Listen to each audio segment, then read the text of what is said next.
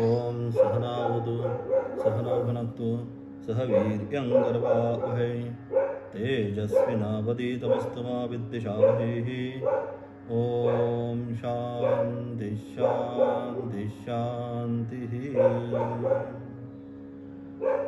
तर कालच्या पाठाला आपण या ठिकाणी पाहत होतो पूर्व आणि उत्तर मीमांसा, अथा तो धर्म जिज्ञासा आणि अथा तो ब्रह्म जिज्ञासा या अनुषंगाने त्याचा संपूर्ण ओहापोहा असणारा विचार कालच्या पाठाला आपण या ठिकाणी केलेला आहे की कोण याचा अधिकारी कारण अधिकारी विषय संबंध आणि प्रयोजन।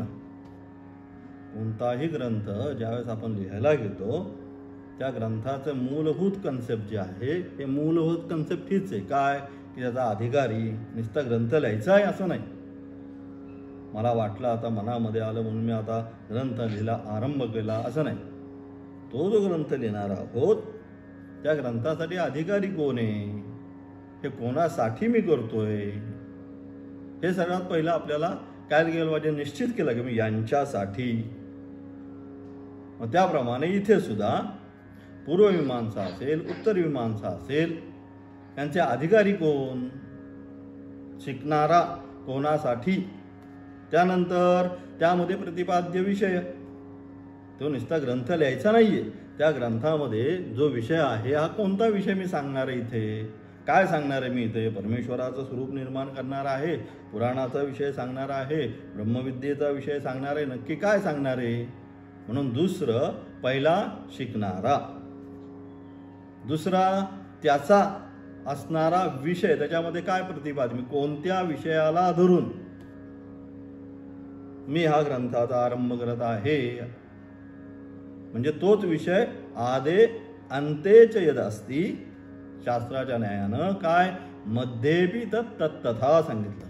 ग्रंथाच्या आरंभी आणि ग्रंथाच्या शेवट जो विषय प्रतिपादित केलेला असतो तोच विषय त्या ग्रंथाच्या मध्ये प्रतिपादित केलेला असतो। आणि म्हणून अशा अनुषंगाने त्यामध्ये कोणता विषय मला मांडायचा आहे हा दुसरा विषय झाला। तिसरा संबंध त्या ग्रंथाचा आणि शिकणाऱ्याचा, काय संबंध आहे, त्यांनी शिकल्यानंतर काय होणार आहे। आता तुम्ही हे सगळं उपनिषद आता शिकायची तुमची इच्छा झाली, मग हे सगळी उपनिषद शिकल्यानंतर काय होणार आहे, किंवा हे ब्रह्मज्ञान प्राप्त झाल्यानंतर काय होणार आहे, त्याचा असणारा संबंध, आणि शेवटी फलम म्हणजे प्रयोजन म्हणजे फल, त्याचं फल। आता हे सगळं जे काय आपण करतो काही ना काही ते फळाच्या अपेक्षेने मंदोपी न प्रवर्तते शास्त्र सांगतं त्या ठिकाणी की मंदबुद्धीचा मनुष्य सुद्धा एखाद्या कार्यामध्ये जो प्रवर्तित होतो काहीतरी त्याच्या मनामध्ये तो आलाय, म्हणजे काय काहीतरी त्याच्या मनामध्ये निश्चितपणे भावना आहे, काहीतरी घेऊन आलाय। आपण व्यवहारामध्ये बसतो, कधीच आपल्याकडे येतो, वर्षानुवर्ष येत नाही, आणि मग अचानक कधीतरी सगळं घेऊन येतो, फुलाच्या माळा फळं पेढे वगैरे सगळे घेऊन येतो। मग आपण विचार करायचा हा वर्षभर आला नाही आणि आजच आला भेटायला, म्हणजे मग काय काहीतरी त्याच्या मनामध्ये उद्देश, काहीतरी काम असलं पाहिजे, काहीतरी प्रयोजन असलं पाहिजे। असे जेवढे जे ग्रंथ असतात ह्या सर्व ग्रंथाचे चार विषय हे महत्त्वाचे, काय अधिकारी विषय संबंध आणि प्रयोजन। कोणताही ग्रंथ असो त्या ग्रंथासाठी हे चार नियम हे मूलतः आहे, तत्वतः हे मूळ नियम आहेत की हे त्याचा असणारा अधिकारी, त्याचा असणारा विषय, त्याचा असणारा संबंध, त्याचा असणारा प्रयोजन। शिकल्यानंतर काय मिळणार आहे, संपूर्ण गीता मला आता शिकायची आहे, मग त्याचा अधिकारी कोण, मग ते अधिकारी सांगितला तिथं कुठे दुसऱ्या अध्यायामध्ये जे आहे त्या अधिकारी सांगितला कोण, प्रजहाति यदा कामान सर्वान पार्थमनोगतान आत्मन्नेवात्मना तिष्ठः स्थितप्रज्ञस्त उच्यते, की अशा प्रकारच्या सगळ्या कामना ज्याने आपल्या मनातून नाश केलेल्या आहेत कुठल्याच प्रकारे प्रकर्षेन जहाती, नुसतं जहाती नाही आहे तिथं शब्द, शास्त्रामध्ये एका एका शब्दाला एक एक शब्द एक एक उपसर्ग काय करतो, संपूर्ण शब्दाचा असणारं काय करतो अर्थ बदलून टाकतो, नुसतं जहाती नाही सांगितलं। मग काय करतं ज्ञान प्रकर्षेन जहती, म्हणजे काही यत्किंचित सुद्धा मनामध्ये इतकी सुद्धा मला त्याच्या मनामध्ये कुठल्याच प्रकारची सांसारिक विषयासंबंधी आसक्ती आता राहत नाही. तेव्हा प्रकर्षेण जहाती इति प्रजहाती, काही सुद्धा आता राहत नाही. सगळं सगळं सगळं सोडून दिलं आता, काहीच राहत नाही. आता आपण पाहिलं त्या ठिकाणी जडभरताची काय त्या ठिकाणी गेला सगळं सोडून मनामध्ये जाऊन छानपैकी जडभरताची तपश्चर्या त्या ठिकाणी चाललेली आहे. आपली कुटिया छान बनवलेली आहे. स्नान संध्या पूजा अर्चा तप ध्यान सगळं अगदी सुंदरपैकी चाललेलं आहे. आणि एकदा स्नानाला गेल्यानंतर त्या ठिकाणी काय होतं, स्नान करत असताना ती हरणी त्या ठिकाणी येते आणि समोरून वाघाचा आवाज आल्यामुळे ती घाबरते आणि उडी मारायला जाते. तर ती गाभण असल्यामुळे तिचं पिल्लू त्या असणाऱ्या काठावर पडतं आणि ती त्या नदी पात्रामध्ये वाहून जाते. आता हे काय साधूच अलग लक्षात. त्यामुळे त्याच्या मनामध्ये अत्यंत करुणाभाव निर्माण होतो. त्या पिलाला घरी आणतो आणि मग काय झालं, साधनेमध्ये विक्षेप. मग त्याने खाल्लंय का, म्हणजे चित्ताची जी एकाग्रता होती ती काय आत्तापर्यंत होती, फक्त परमेश्वराचं स्नान संध्या भिक्षाटन करून फक्त परमेश्वराचं असणारं चिंतन असायचं. मग आता काय व्हायला लागलं, आता चिंतनामध्ये कुणीतरी दुसरा विषय निर्माण व्हायला लागला. आता हा आला, त्या हरणाने खाल्ला असेल का, ते बसला असेल का, ते कुठे गेला असेल का. आणि मग काय झालं, त्या अनुषंगाने पुन्हा काय झालं, शेवटी जाताना म्हणून शेवटच्या क्षणी अंतकालेच मामेव स्मरण मुक्त्वा कलेवरम, गीतेने सगळं सुंदर सांगितलं.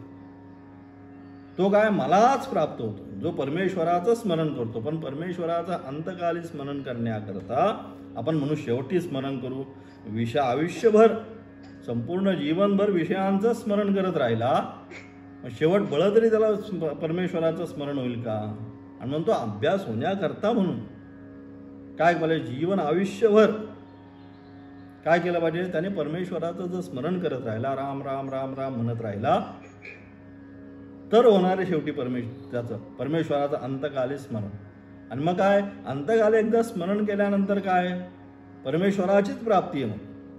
म्हणून अशा प्रकारे तो काय त्या ठिकाणी तो असणारा जडभरत त्या हरणामध्ये असणारं त्याचं ते पुन्हा पुन्हा लक्ष ठेवून तेच मनामध्ये ठेवून काय झाला, देहत्याग केला, पुन्हा हरणीच्या जन्माला आला.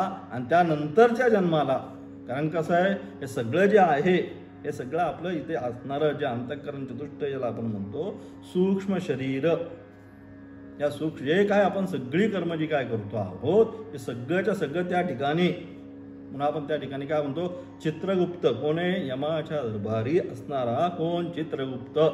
गुप्तपणे जो आपली सगळी चित्र रेखाटतो. एवढ्या लोकांचं फाईल बनवायला परमेश्वराकडे वेळ नाही की एवढ्या आज या संपूर्ण सृष्टीपटलावर असंख्य नानाची संख्या नाही, एवढे जीव मात्र आहेत. या प्रत्येकाचा हिशोब कोण ठेवणार, प्रत्येकाचा हिशोब ठेवायचा आहे. मग हे करायला त्या चित्रगुप्ताला तेवढा वेळ तर पाहिजे ना, की बाबा हे याचा ही फाईल, त्याची ती फाईल, त्याची फाईल, त्याच्यामध्ये त्याचा असणारा प्लस मायनस, त्याने काय पुण्यकर्म केली, काय वाईट कर्म केली, ते सगळ्याचा हिशोब तिथं ठेवायचा आहे. मग हिशोब ठेवण्याकरता त्याला तेवढा वेळ पाहिजे. मग तेवढा वेळ आहे का, किती अब्जावधी काय नाही तेवढेच नानाविध जीवजंतूंनी भरलेली संपूर्ण सृष्टी आहे, त्या सगळ्याचा हिशोब ठेवायचा आहे परमेश्वराला. आणि मग परमेश्वराने काय केलं, प्रत्येकामध्ये एक मेमरी कार्ड टाकून दिलं. अलग त्याला आपण म्हणतो अंतःकरण चतुष्टय, मन बुद्धी चित्त आणि अहंकार, ज्याला आम्ही शास्त्रीय भाषेमध्ये सूक्ष्म शरीर. कोण जातं, गेल्यानंतर जातो. मग जाणारा कोण, हे तर इथंच राहत. इदं शरीरं कौन्तेय क्षेत्र इत्यभिधीयते एतद्यो वेत्ति तं प्राहुः क्षेत्रज्ञ इति तद्विदः क्षेत्रज्ञं चापि मां विद्धि सर्व क्षेत्रेषु भारत. की हे नुसतं शरीर आहे, हे काय क्षेत्र आहे, पण या शरीरामध्ये राहणारा नुसतं याच नाही, अशा असंख्य प्राणीमात्रांच्या शरीरामध्ये राहणारा कोण, तो क्षेत्रज्ञ. आणि तो क्षेत्रज्ञ कोण आहे, तो क्षेत्रज्ञच. या क्षेत्रज्ञ शब्दावरच क्षेत्रज्ञम चापि मां विद्धि, हे एवढं जे आहे शब्द, एवढं जे पद आहे, या एका पदावर प्रचंड विचार आहे. महान महान जेवढे विद्वान आहेत सगळ्या संप्रदायांचे, या सगळ्या संप्रदायांचा विचार एवढ्या एकाच पदावर आहे. क्षेत्रज्ञम चापी माम विद्धी, एवढं जे पद आहे, महान महान ग्रंथ आहेत त्याच्यावर, की नक्की कोण तो क्षेत्रज्ञ. आणि अशा प्रकारे तो जो क्षेत्रज्ञ आहे, परमेश्वर म्हणतात तो मीच आहे, माझ्या व्यतिरिक्त कोण नाही. आणि अशा प्रकारे ते असणारं ज्ञान त्या ठिकाणी त्याला प्राप्त करून देण्याकरिता, म्हणून त्या ठिकाणी असणारा ग्रंथाचा विषय काय इथे हे सांगितलं. म्हणजे अधिकारी, त्यानंतर विषय, त्याचा आणि त्याचा संबंध ग्रंथाचा आणि माझा. आता मी शिकतोय, प्राप्य प्रापक भाव, अलग लक्षात. तो प्राप्य त्या ग्रंथाच्या द्वारे काय होणार आहे, ते पदापर्यंत तो जाणार, म्हणजे प्राप्य आणि प्रापक भाव संबंध. आणि प्रयोजन त्या ठिकाणी जे काय होणार आहे, त्यानंतर ब्रह्मप्राप्ती असेल किंवा स्वर्गप्राप्ती असेल, या दोघांचं असणारं अधिकारी विषय संबंध प्रयोजन. आता तोच विषय या ठिकाणी येणार आहे आता, म्हणून थोडक्यात ते सांगण्याचा प्रयत्न केला. आणि कालच्या वर्गाच्या अनुषंगाने काल आपण उत्तरमीमांसा आणि पूर्वमीमांसा हे दोन्ही पाहत होतो. तर पूर्वमीमांसा आणि उत्तरमीमांसा हे दोन्ही जी शास्त्र आहेत, हे दोन्ही शास्त्र एकमेकांपासून अत्यंत भिन्न आहेत. जसं काल सांगितलं, दक्षिण आणि उत्तर ध्रुव जसे एकमेकांना येत नाही, जसं सूर्याचा असणारा प्रकाश आणि अंधकार एकमेकांना मिळत नाही, तशाच प्रकारे हा अत्यंत वेदांतामधला सूक्ष्म विचार आहे की पूर्वमीमांसा आणि उत्तरमीमांसा ही दोन्ही परस्पर भिन्न शास्त्र आहे. आणि म्हणून त्याकरता पूर्वमीमांसेचं असणारं पहिलं सूत्र सांगितलं, अथा तो धर्म जिज्ञासा, ज्याला तो अधिकारी आहे त्याचा. कोण? ज्याला धर्माची जिज्ञासा आहे, काय करायचंय काय नाही करायचं, अशा प्रकारची धर्माची जी जिज्ञासा आहे, असा असणारा तिचा अधिकारी आहे. आणि इथे अथा तो ब्रह्मजिज्ञासा सांगितले. जो ब्रह्मजिज्ञासा ज्याला आहे, निर्माण झालेले आहे, ज्याच्या मनामध्ये आता वैराग्य विवेक निर्माण झालेला आहे, तो इथला अधिकारी. कोणाचा? वेदांत किंवा प्रस्थानत्रय शिकणारा जो अधिकारी आहे, ज्याच्या मनामध्ये विवेक वैराग्य समाधी षटक संपत्ती मुमुक्षुत्व हे सगळी दैवी गुणसंपत्ती गीतेच्या भाषेमध्ये ज्याच्या मनामध्ये निर्माण झालेली आहे, तो इथे अधिकारी. पण दोघांमध्ये पहिला अधिकारीमध्येच फरक आहे. काय? इथं वैराग्य, संन्यासी वैरागी जो असणार तो इथला अधिकारी, शमदमादी संपन्न. आणि तिथला अधिकारी कोण आहे? तिथला अधिकारी यज्ञादी कर्म करणारा अधिकारी आहे. तिथं ते करायचंय. धर्मकार्यामध्ये शरीर आद्यम खलू धर्म साधनम सांगितलं. हे शरीर जे आहे, हे शरीरच काय पहिलं धर्माचं साधन आहे. या शरीराच्याच द्वारे धर्म करायचं. म्हणून या शरीराला का, शरीराची कायिक वाचिक मानसिक काल आपण म्हणलो, त्याची शुद्धी का? कारण ते पहिलं साधन आहे धर्मासाठी. त्याची शुद्धी असेल, आहार विहार हे सगळं जे आहे, म्हणून ते गीतेने सगळे 17व्या 18व्या अध्यायातून तेच सांगितलं. युक्ताहार विहारस्य युक्त चेष्टस्य कर्मसु युक्त कर्म युक्त स्वप्नावबोधस्य योगो भवति दुःख. आहार विहार निद्रा हे सगळं युक्त प्रमाणातच पाहिजे, सात्विकच पाहिजे. तरच काय होणार आहे? अंतःकरणाच्या असणाऱ्या वृत्ती सजातीय वृत्ती प्रवाहाकडे लवकर जाणार. म्हणून या सगळ्यावर निर्बंध शास्त्राने घातले. म्हणजे अशा प्रकारे इथे पूर्वमीमांसेचा अधिकारी जो आहे, हा पूर्वमीमांसेचा अधिकारी कोण? जो यज्ञादी कर्म करणारा, ज्याच्या मनामध्ये मी हे यज्ञ केल्यानंतर ते होईल आणि स्वर्गलोकाची प्राप्ती मला प्राप्त, अशा मनामध्ये चिंतन करणारा, यज्ञादी कर्म करणारा हा इथं अधिकारी. पुढं पूर्वमीमांसेचा, अथा तो ब्रह्मजिज्ञासा, अथा तो धर्मजिज्ञासा म्हणणारा. इकडे अधिकारी कोण आहे? इकडे उत्तरमीमांसा शास्त्राचा म्हणजे वेदांताचा जो अधिकारी आहे, तो आहे कोण? शमदमादी संपन्न. आणि ज्याच्या मनामध्ये काय? मोक्ष प्राप्ती व्हावी असा असणारा संन्यासी, किंवा ज्याच्या मनामध्ये मोक्ष प्राप्ती व्हावी अशी इच्छा निर्माण झालेली, तो याचा अधिकारी. त्यानंतर त्याचा विषय पूर्वमीमांसेचा असणारा जो विषय आहे, तो ज्योतिष्ठोमादी यज्ञ यज्ञादी कर्म जे आहे, हा त्याचा विषय. ते केल्यानंतर निस्ताच बसला आणि मला स्वर्ग लोकप्राप्ती व्हावी, सर्व लोकप्राप्ती व्हावी, तर होणार नाही. केलं पाहिजे. यज्ञादी जी कर्म आहेत, हे यज्ञादी कर्म केल्यानंतरच कार्य सिद्ध आहे. केल्यानंतरच स्वर्गप्राप्ती आहे. यज्ञा म्हणजे काय, जेवढ्यांनी यज्ञ केले ते काय, आपण सगळ्या कथांमध्ये काय ऐकतो, तेवढे यज्ञ केल्यानंतर काय झालं, ते त्या स्वर्गलोकामध्ये गेले. म्हणजे यज्ञ केल्यानंतर स्वर्गाची प्राप्ती आहे, काहीतरी केल्यानंतर प्राप्ती. कुठं? पूर्वमीमांसा इकडे. परंतु इकडे उत्तर मीमांसा प्रधानतामध्ये कसं आहे, ब्रह्म अकार्य सिद्ध ब्रह्म. अत्यंत मजेशीर गोष्ट या ठिकाणी.